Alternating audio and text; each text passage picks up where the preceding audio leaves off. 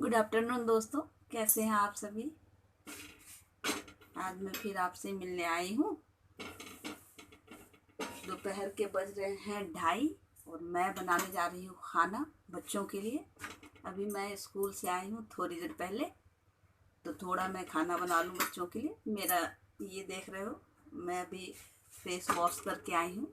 अभी स्कूल से just I हूँ और बच्चों के लिए अब खाना बना रही हूँ। खाना बनाने के बाद फिर मैं एक टॉपिक लेके थोड़ा सा आपके साथ रूबरू होंगी, अपनी बातें कुछ कहूँगी, कुछ आपसे सुनूंगी। और आज जो मैंने बच्चों की पेंटिंग दिखाई है, मधुबनी पेंटिंग, वो मैंने क्लास में ही करवाई थी। तो आपको कैसी लगी वो एक्टिविटी मुझे बताइएगा ज़रूर, ताकि मैं और भी बच्चों से और भी तरह तरह की एक्टिविटीज़ कराऊं और आपके साथ शेयर करूं। उन बच्चों को भी अच्छा लगे और मुझे भी करवाने में बहुत मज़ा आता है, इसलिए मैं वो सारी चीज़ें बच्चों से करवाती हूँ। तो थोड़ी देर बाद फिर हम मिलते हैं, और भी चीज़ें आपको दिखानी है, ठीक है। तो आपको कैसी लगी हमारी एक्टिविटी। हमारे बच्चों की भी एक्टिविटी आपने देखी, और टीचर्स की एक्टिविटी को मैंने आपको दिखाया। एक वीडियो मैंने शेयर किया है, जो हम लोग स्कूल की तरफ से हमारा ट्रिप हुआ था और हम लोग सारे टीचर्स वैष्णो देवी गए थे, तब की आपको वीडियो मैंने शेयर किया। तो आपको ये वीडियो कैसी लगी। हम टीचर्स की एक्टिविटी बहुत कम होती है, स्टूडेंट टीचर्स की एक्टिविटी होती है साथ में, बट कभी कभार हम लोगों को कोई ट्रिप मिलता है या फिर कोई एक्टिविटी करने को मिलती है, तो हम लोग फुल एंजॉय करके उस एक्टिविटी को करने की कोशिश करते हैं। तो हमारे लिए तो ये एक्टिविटी थी, वैष्णो देवी जाना था। और वैष्णो देवी जाना, माता रानी का बुलावा आता है तो ठीक है, लेकिन वहाँ चलने की जो हिम्मत दिखानी होती है वो बड़ी मुश्किल से आती है। वो माता रानी जिसको बुलाती हैं तो हिम्मत भी दे देती हैं, हम लोग भी चले। मैं तो 2-3 बार गई हूँ, और कई थे कि जो पहले तो जाना नहीं चाहते थे, फिर भी हम लोग बहुत बड़ी मुश्किल से चलने चलने को बोल के हमारे साथ हो गए कि नहीं चल पाएंगे नहीं चल पाएंगे, फिर भी वो हमारे साथ गए और बड़ी आसानी से साथ के साथ हम लोग चलते गए और दर्शन भी हो गए थे। तो 2 एक्टिविटी मैंने आपको शेयर की, एक टीचर्स की, ये हमारी एक्टिविटी थी, दरअसल वीडियोज़ जो थी हमारी एक्टिविटी समझ लो, और वो बच्चों की एक मधुबनी पेंटिंग जो है मैंने वो आपको दिखाई। 2 थे। तो अब मैं दोनों एक्टिविटी बच्चों की भी दिखा दी, टीचर्स की भी दिखा दी। अब थोड़े एक आध कुछ पढ़ाई की भी बातें हो जाए। जब मैंने क्लास दी है अपने चैनल पे का नाम तो होनी भी चाहिए। तो कुछ दोहे जो होते हैं, जीवन उपयोगी दोहे, वो मैं आपको रैमन के जो होते हैं 1-2 दोहे बच्चों के हिसाब से मैं समझाने की कोशिश करूँगी। ये अभी नहीं तो आगे की क्लास, नहीं तो उसकी क्लास, ये हर क्लास में आते ही आते हैं, 10 तक लगभग आता ही आता है। तो अच्छा रहेगा अगर मैं इसमें कर लूँ तो बता दूँ आपको। तो एक है कि रहमन वे नर मर चुके, रहमन वे नर मर चुके, जो कहूँ मांगन जाही, उनते पहले वे में जिनमुख निकसत नाही। रहमन वे नर मर चुके, जे कहूँ मांगन जाए। रहीम जी कहते हैं कि वो इंसान मर चुका होता है या मरा हुआ होता है जो किसी से कुछ मांगने जाता है या किसी से कुछ मांगता है। देखो, मांगने के लिए इंसान को नहीं बनाया गया है, कर्म करो और अपने कमाओ खाओ, लेकिन फिर भी कुछ होते हैं कि मांगते हैं। तो वो रहमान जी बोल रहे हैं कि रहमन वो नर मर चुके, जो कहूँ मांगन जाए। जो किसी से कुछ मांगता है बिना मतलब के, वो नर पहले, वो मनुष्य पहले ही मर चुका होता है। उनसे पहले वो मुए, कह रहे हैं कि उनसे जो मर चुका है उससे पहले वो मुए मीन्स मरना, जिनमुख निकसत नाही, निकसत मीन्स निकलना, जिनके मुख से नहीं निकलता है। देखिए, इंसान 2 तरह के होते हैं, एक होता है एक मांगने वाला होता है, एक देने वाला होता है, ठीक है। तो मांगने वाला अगर मांग रहा है वो तो मरा ही हुआ है, मांगो क्यों, कर्म करो भाई, मांगना क्यों। लेकिन उससे ज़्यादा मरा हुआ, वो उससे पहले मर चुके होते हैं। कौन? जो केपेबल होते हुए भी, जो देने लायक होते हुए भी कोई मांगने वाले को ना कर देते हैं, है ना। अगर हम हैं, कैपेसिटी हम में है, केपेबल है किसी को देने लायक, और कोई मुझसे मांग रहा है और मैं ना बोल दूं, तो मैं तो उससे पहले मर चुकी हूँ होते हुए। मैं तो होते हुए भी हमारे पास हम ना बोल रहे हैं, तो इससे बढ़िया वो मांगने वाला है।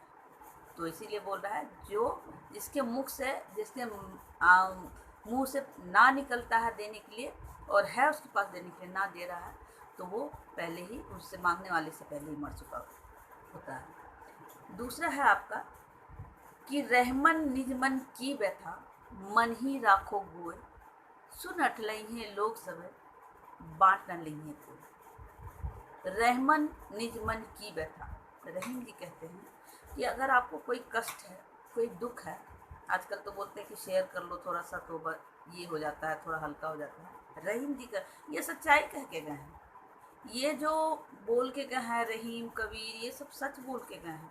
तो आजकल के जो होते हैं वो, रहीम जी बोल रहे हैं कि रहमन निज मन की व्यथा, मन ही राखो।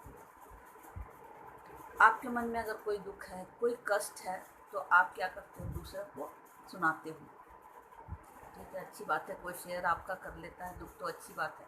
लेकिन क्या होता है, आपके दुख, आपके कष्ट को सुनकर कोई जो है उसको सॉल्व नहीं करता। क्या करता है, मन ही, कह रहे हैं मन ही राखो गोय, उस कष्ट को अपने मन में ही रखो। अगर आपको कोई कष्ट है, कोई दुख है, तो उसको अपने मन में ही रखो। सुन अठलइहें लोग सबे, अठलइहें मीन्स इठलाना। लोग जो है क्या करेंगे, उसको, आपके दुख को सुनेंगे और सुन लेंगे बड़े मज़े से। आपका दुख है, आपको कोई दुख है, आपको कोई कष्ट है, आपको कोई परेशानी है, आप अपने किसी को सुना रहे हो, वो बड़े आराम से सुनेंगे, सुनने में कोई कोताही नहीं बरतेंगे, वो बड़े आराम से सुनेंगे। सुने अटलाइए लोग सब, मतलब आपका सुन लेंगे कष्ट और उसके बाद जो है उसको इग्नोर मार देंगे, इग्नोर कर देंगे। आपका सुन लिया कष्ट, बस उसको सॉल्व नहीं करना है, आपका कष्ट सुनना है, सॉल्व नहीं करना है। सुन अटलाइए लोग सब, बाँट न लिए कोई। इस दुनिया में ना कोई किसी का दुख बांट नहीं सकता, आपका दुख आपका है, आपका सुख आपका है। ठीक है, अच्छी बात है। आप में अगर वो भाव है कि हम किसी के दुख को, आप उसकी बात से आप किसी को दुख को बांट सकते हैं। आप किसी का दुख को जो है ना थोड़ा सा हौसला दे के, उम्मीद दे के आप बांट सकते हैं। बाकी ऐसे बांटने वाली बात नहीं होती है। तो यही बोल रहे हैं रहीमन जी कि आपको अगर कोई कष्ट है या दुख है तो उसको कोशिश कीजिए अपने सॉल्व करने की, अपने मन में रखने की कोशिश कीजिए, क्योंकि दूसरों को बांटने से ना वो दुख बढ़ता है। लोग सुनते हैं और उसे सॉल्व नहीं करते, तो उससे क्या लोग जो है सुन के बस ऐसे ही छोड़ देते हैं और आपका दुख कोई जो है बांट नहीं लेता है। तो वो कहते हैं कि अपने मन में ही अपने दुख को रखिए। ठीक है। तीसरा है, रहीमन धागा प्रेम का मत तोड़ो चटकाए, टूटे से फिर ना जुड़े, जुड़े गांठ पड़ जाए। ये आज की सच्चाई का है, आज के ज़माने की सच्चाई का है कि रहीमन धागा प्रेम का मत तोड़ो चटकाए। पहले देखिए, पहले कितना लोग खुश मिजाज होते थे, पूरे परिवार एक साथ रहता था, किसी को कोई परेशानी दुख में मतलब एक दूसरे का साथ, सब चीज़ मिलजुल के एकदम ना बड़े अच्छे से सब चीज़ सेटल हो जाता था, सॉल्व हो जाता था। रहीमन धागा प्रेम का मत तोड़ो चटकाए। अगर किसी से आपको प्रेम है, किसी के साथ प्रेम अच्छे संबंध हैं, अच्छी सी बात बोली है, उसको कहते हैं कभी नहीं तोड़ने की, मत तोड़ो चटकाए। उसको कभी तोड़ने नहीं बोलते हैं। अपने किसी स्वार्थ के लिए उसको मत तोड़ने के लिए, नहीं तोड़ने के लिए कहते हैं कि मतलब आप अपना किसी को प्रेम है ना तो प्रेम भाव ही रखो, उसको छोटे मोटे स्वार्थ के लिए तोड़ो मत। टूटे से फिर ना जुड़े, जुड़े गांठ पड़ जाए।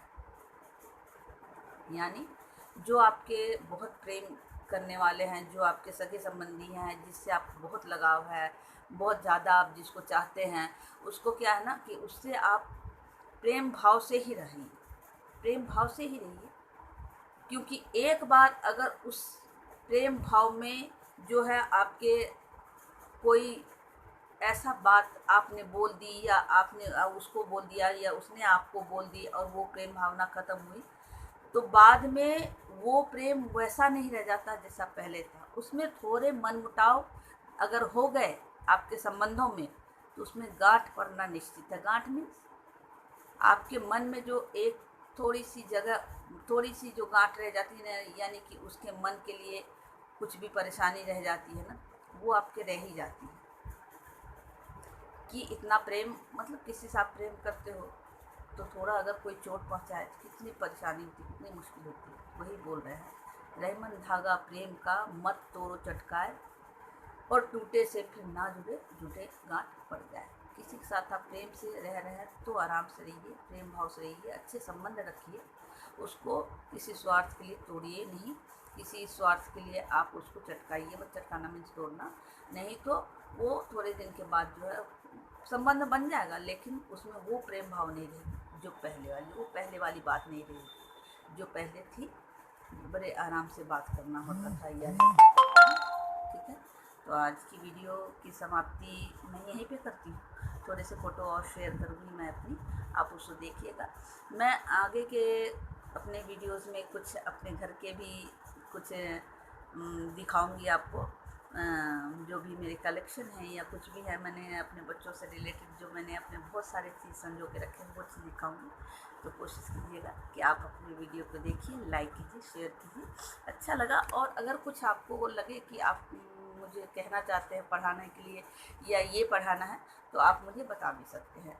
लेकिन तब तक के लिए बाय बाय, टेक केयर, आप सब लोग।